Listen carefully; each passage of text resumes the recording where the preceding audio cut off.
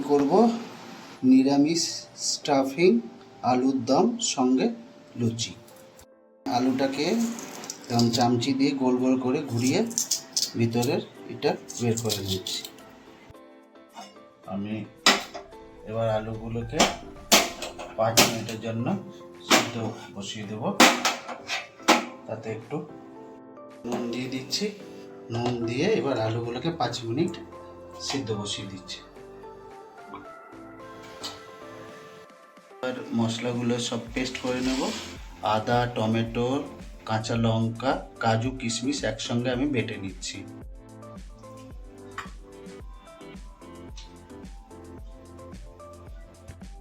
দই দিয়ে দিলাম।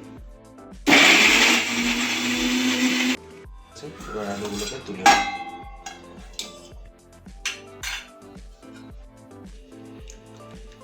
আলুগুলো সিদ্ধ হয়ে গেছে।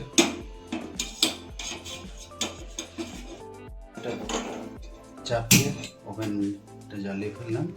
এবার ওই যে কুচি করে রাখা যে আলুগুলো আছে এগুলো আমি এবার ভেজে নেব। গরম হয়ে এসছে, এবার তেল একটু ঢেলে দিলাম। এতে আমি অল্প পরিমাণ সাদা জিরে আর একটা শুকনো লঙ্কা দিয়ে দিচ্ছি। এবার তেল গরম হয়ে এসছে, আলুগুলো ছেড়ে দিচ্ছি। অল্প পরিমাণ নুন দিয়ে দিলাম, সঙ্গে গুঁড়ো দিয়ে দেবো,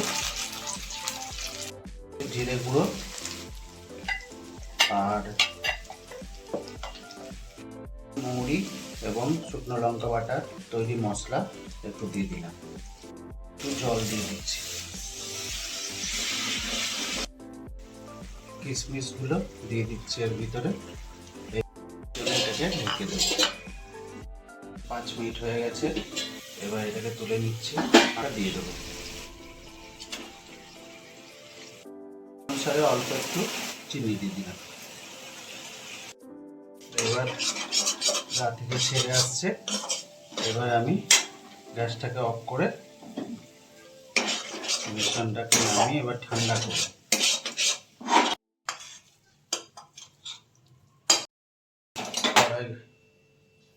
তেল দিয়ে আলুগুলো একটু ভেজে নেব। ছেড়ে দিচ্ছি, হালকা করে একটু ভেজে নেব আলুগুলো। এবার আলুগুলোকে তুলে দিচ্ছি। সব আলুগুলোকে ভেজে তুলে নিলাম। স্টাফিং করে নিচ্ছি। আমার আলুর স্টাফিং একদম তৈরি হয়ে গেছে। তেল গরমই আছে। এবার আমি তেজপাতা,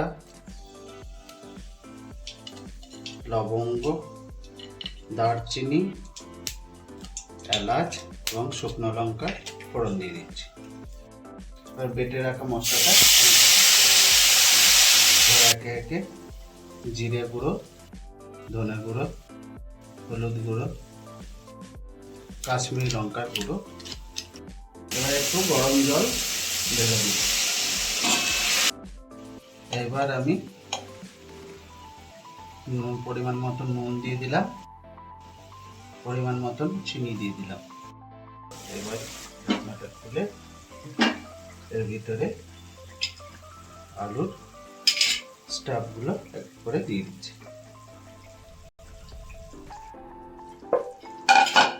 আমি 5 মিনিট এটাকে ঢেকে দিলাম। হয়ে গেছে, এটা দিয়ে দিলাম। এবার অল্পখানি ঘি দিয়ে দিচ্ছি, একটু গরম মশলা দিয়ে দিলাম, একটু কসুরি মেথি একটু গুঁড়ো করে দিয়ে দিচ্ছি। এবার আমার আলুর দম রেডি। এগুলো ময়দা মেখে নিয়েছি, লুচির লেই কাটছি, লুচিটা ছেড়ে দিচ্ছি।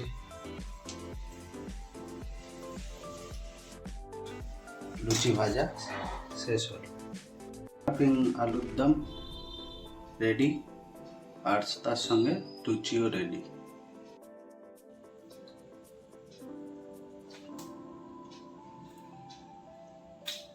দারুণ হয়েছে, আপনিও বাড়িতে ট্রাই করুন। ভালো লাগলে লাইক, কমেন্ট, শেয়ার অবশ্যই করুন, আর সাবস্ক্রাইব করতে অবশ্যই ভুলবেন না।